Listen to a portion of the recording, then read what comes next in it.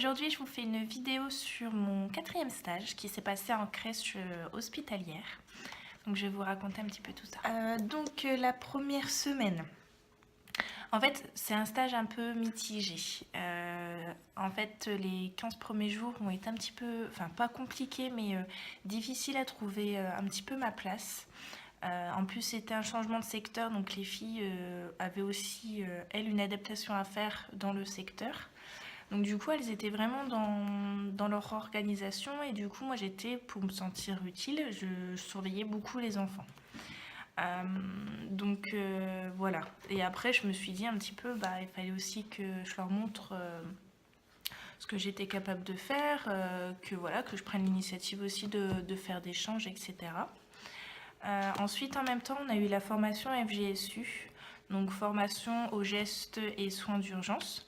Donc déjà 3 jours en moins sur ce stage-là.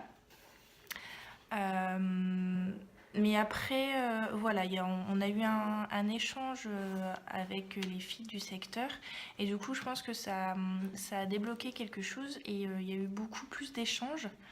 Et du coup, j'ai davantage apprécié mon stage les 15 derniers jours en fait. Donc les particularités des crèches hospitalières, c'est vraiment beaucoup de protocoles d'hygiène.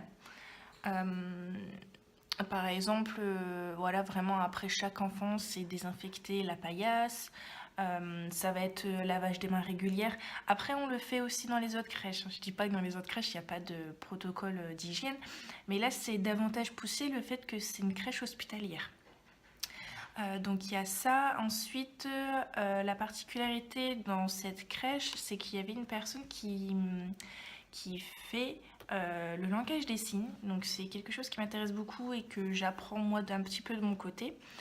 Et bon, malheureusement, elle était en arrêt les 3 premières semaines de mon stage, mais la dernière semaine, j'ai pu apprendre davantage de mots, de voir comment elle signait devant les enfants.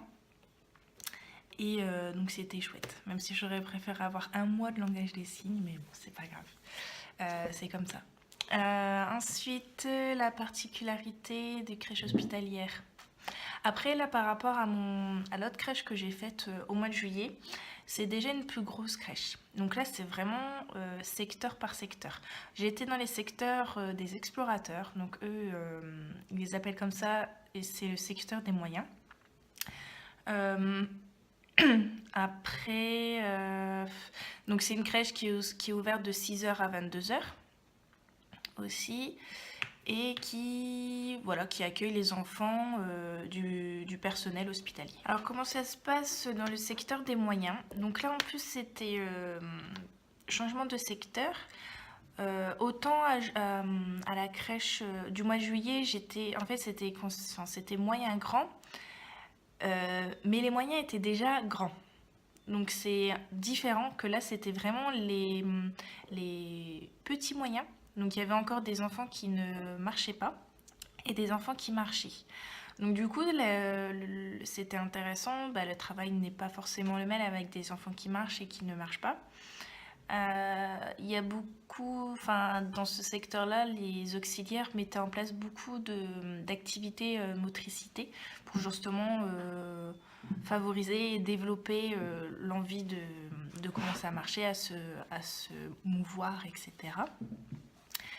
Et c'est aussi le secteur où on peut retrouver des mordeurs, des enfants qui tirent, qui griffent, donc tout ça. Donc du coup, c'est aussi, ça permet aussi de beaucoup verbaliser, de prendre aussi un petit peu du recul par rapport à la situation.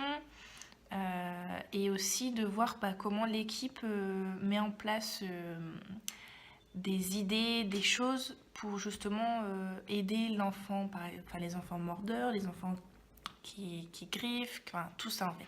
Et c'est très intéressant. Ensuite, qu'est-ce que je peux vous dire par rapport à ce stage? Donc du coup, j'ai eu la FGSU sur ce stage-là. Donc je vais vous en parler un petit peu. Alors la FGSU, c'était top.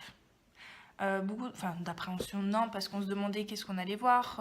On avait déjà une petite idée, mais comment ça allait se passer, on ne savait pas du tout. Donc c'est sur 3 jours. Donc la première journée... Alors attendez, est-ce que du coup... Bon, je vais vous dire un peu tout ce qu'on a vu un peu dans le désordre, c'est pas grave. Alors dans la FGSU, on voit tout ce qui est massage cardiaque, comment prendre en charge les personnes inconscientes mais qui respirent. On a vu également l'accouchement inopiné, nous avons vu aussi les plaies, les malaises, les fractures ouvertes et fermées.